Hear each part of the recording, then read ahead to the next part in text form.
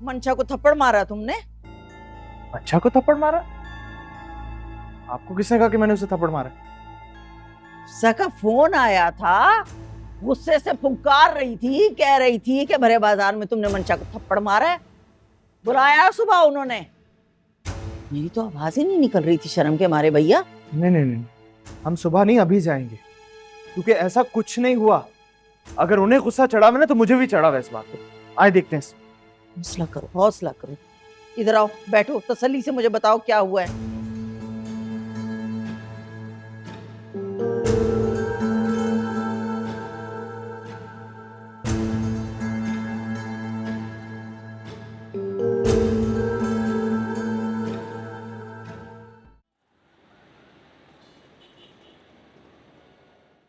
अम्मूजान, मैंने उसे थप्पड़ नहीं मारा। मैं ऐसा सोच भी नहीं सकता, बात कुछ और थी। अब अगर इसने अब्बू को शुजा के साथ लंच वाली बात बता दी तो नया तमाशा लग जाएगा। तो क्या मंशा झूठ बोल रही है? उफ मम्मी, क्या हो गया आपको? बात को कहां से कहां ले जाती हैं आप?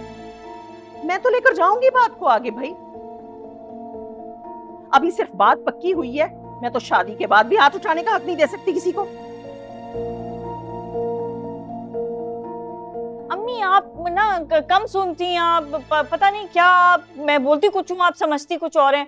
मैंने कहा था कि वो हमजा का बात करने का तरीका ऐसा था कि लगा कि मुंह पे थप्पड़ मार रहा है वो।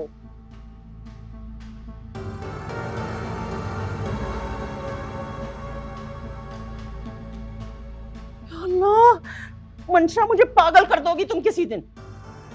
और तुमने जो गुस्से में अंगूठी उतार के फेंक दी थी वो तो मुझे गुस्सा आ गया था ना। आपको तो पता है कि मुझे गुस्सा आता है तो कुछ समझ नहीं आता मुझे।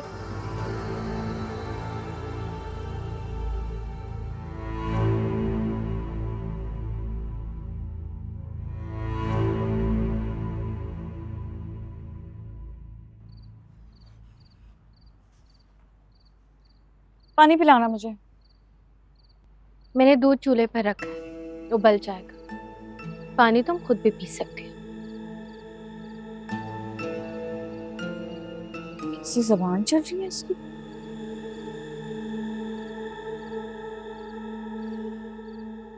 हाँ।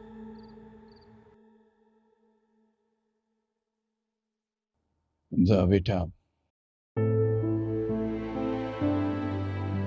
रिश्ते निभाना बड़ा मुश्किल होता है। दोनों तरफ कमाल का सब्र और जब्त रखना चाहिए। मैं तुमसे उम्मीद कर सकता हूं कि तुम मंशा की कोताहियों को उसका बचपना समझ के नजरअंदाज कर दोगे बेटा।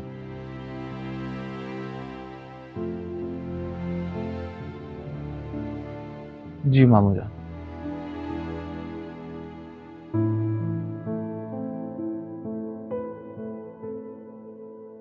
हफ्सा, जिस तरह से तुमने आज बात की है ना, ईमान से मेरा बस नहीं चल रहा था कि मैं अपने हमजा को थप्पड़ लगा दूं। देखिए आपा बेटी की माँ हूं ना, जब से इसकी शादी का सोचा, यकीन करें ऐसे लगता है दिल किसी ने मुट्ठी में ले लिया हो जैसे। बेटी ब्याना आसान नहीं होता आपा, चाहे किसी अपने को ही क्यों ना सौंप रहे हो। बस मेरी कुछ समझ में ही नहीं आया, मैंने फोन उठाया और आपको पता नहीं कैसा फोन कर दिया गुस्से वाला। माफ कर दे मुझे। हटो, आप कह रही है माफ कर दें, माफ कर दें। ये दोनों तो हमेशा ही बचपन से ही लड़ते झगड़ते आ रहे हैं, मुझे इनकी बात का एतबार ही नहीं करना चाहिए था, और ये तय है अब नहीं करूंगी किसी की बात का एतबार। जिस लहजे में मैंने आपसे बात की थी ना, बस वो भूल जाएं और इस बात को दिल से निकाल लें। आप कहीं नहीं जा रही, मैं आपके लिए अच्छी सी चाय बनवाती हूँ, माफ कर दें। मेरे ख्याल से अब इन दोनों की शादी में ताखीर की कोई वजह नहीं है हमारे पास। हमजा का कारोबार की बुनियाद भी पड़ ही चुकी है। आप दोनों पापा अगले महीने की कोई मुनासिब तारीख तय कर लें तो उसी मुनासबत से फिर तैयारी शुरू करते हैं। सोचूंगी। तुम चाय का बोलती रहना, बनाना मत। जा रही थी ना, जा रही थी, उनको मना तो लो पहले।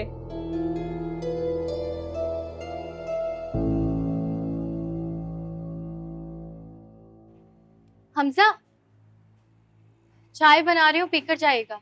तुम्हें चाय बनाने के अलावा और कोई काम नहीं? बस यही करती रहती हो सारा दिन? सोच लें, इसी चाय ने आपके जाते कदम रोक लिए थे।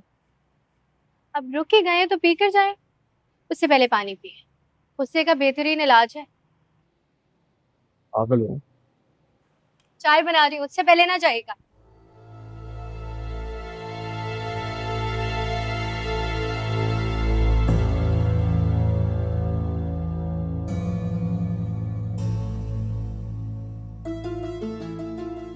सुनो, क्या बात? कोई और इल्जाम लगाना है मुझ पर? मैं चाहती तो तुम्हें सबसे डांट भी पड़वा सकती थी, लेकिन मैंने फिर भी तुम्हारा भरम रखा। हाँ, तो मैंने कौन सा तुम्हें थप्पड़ मारा था, वो भी भरे बाजार में? तुम्हारा लहजा थप्पड़ से ज्यादा इंसल्टिंग और अजनबी था। और जो तुम्हारी हरकत थी, और फिर जो तुमने झूठ बोला, उसके बाद मैं तुम्हें गजरे पे ना था। देखो हमजा, मैं और शुजा एक साथ काम कर सकते हैं तो लंच क्यों नहीं कर सकते?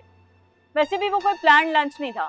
हम सेमिनार से वापस आ रहे थे और मुझे ही भूख लगी थी, और मैंने सोचा जब इतने बड़े रेस्टोरेंट में लंच करने का चांस मिल रहा है तो मैं कैसे गवा दूं? तुम्हें तो पता है मुझे ऐसी जगह कितना अट्रैक्ट करती है। देखो, मैं एक नया बिजनेस एस्टैब्लिश कर रहा हूँ, और उसके बाद तुम जहाँ कहोगी ना, जिस रेस्टोरेंट में कहोगी, मैं तुम्हें वहाँ खाना खिलाऊंगा। लेकिन अभी अगर तुम्हारा दिल चाहता है कहीं अच्छी जगह पे खाना खाने के लिए, इसका ये मतलब नहीं है कि तुम हर एरे गैरे को मुंह लगाना शुरू कर दो। क्या हो गया हमजा तुम्हें? तुम मेरे लिए पॉसेसिव होते हो, मुझे अच्छा लगता है, लेकिन इतने शक्की और तंग नजर हो जाओगे तो हमारे लिए जिंदगी मुश्किल हो जाएगी। मैं 1000 बार पहले भी ये बात कह चुका हूँ कि हाँ, मैं तुम्हारे लिए पॉसेसिव भी हूँ, कंजर्वेटिव भी हूँ, पागल हूँ, ये सब कुछ हूँ, और तुम्हें ये बर्दाश्त करना पड़ेगा।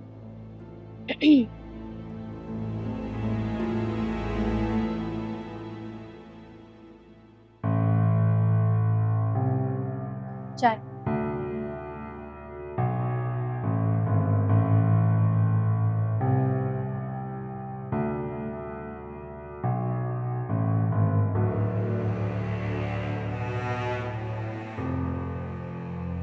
अच्छा ना, अब मूड तो ठीक कर लो।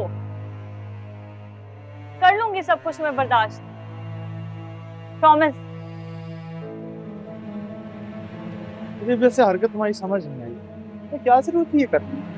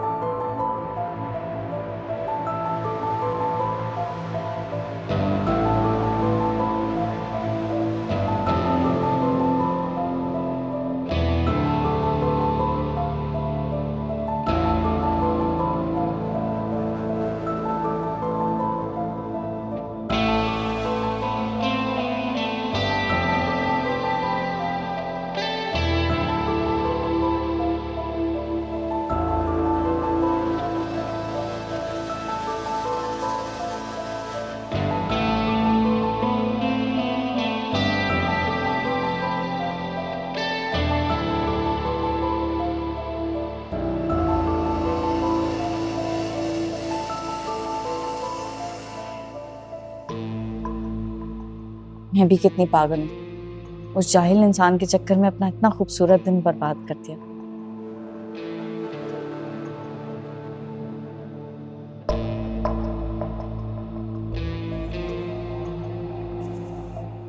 आप मेरी पिक्चर्स खींच रहे थे, मुझे पता भी नहीं चला।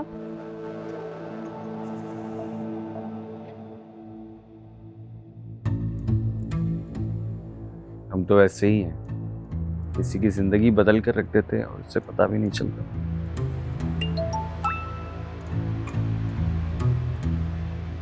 हम तो ऐसे ही हैं, किसी की जिंदगी बदल कर रख देते हैं और उससे पता भी नहीं चलता। कुछ लोग वाकई इतने अच्छे होते हैं, एक मुलाकात में ही जिंदगी का मतलब समझा देते हैं।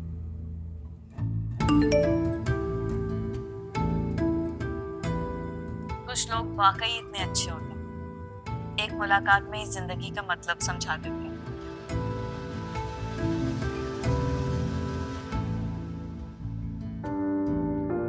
तुम बहुत अच्छी लड़की हो, तुम्हारे अंदर आसमान को छू लेने की ख्वाहिश है, और ऐसे लोग मुझे बहुत अच्छे लगते हैं जो सेल्फ मेड होते हैं, अपनी जिंदगी को जीरो से शुरू करते हैं और हर नया जीरो उनकी जिंदगी की वर्थ को बढ़ाता चला जाता है।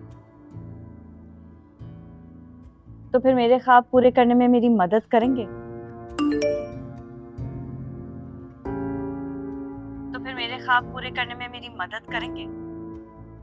ऑफ कोर्स, अपने ख्वाबों के पीछे भागते हुए जुनूनी और बहादुर लोग मुझे बहुत अच्छे लगते हैं, और खास तौर पे लोग अगर तुम्हारी तरह दिल के खूबसूरत हो तो क्या ही बात है। बताओ, मैं तुम्हारी क्या मदद कर सकता हूँ? ये बातें फोन पे करने वाली नहीं होती।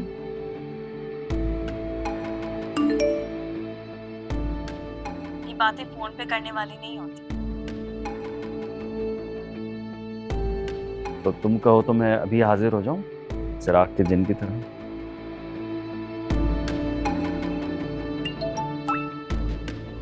तो तुम कहो तो मैं अभी हाजिर हो जाऊं चिराग के दिन की तरह? अरे नहीं, प्लीज। अब आप सो जाएं, आपको नींद आ रही हो।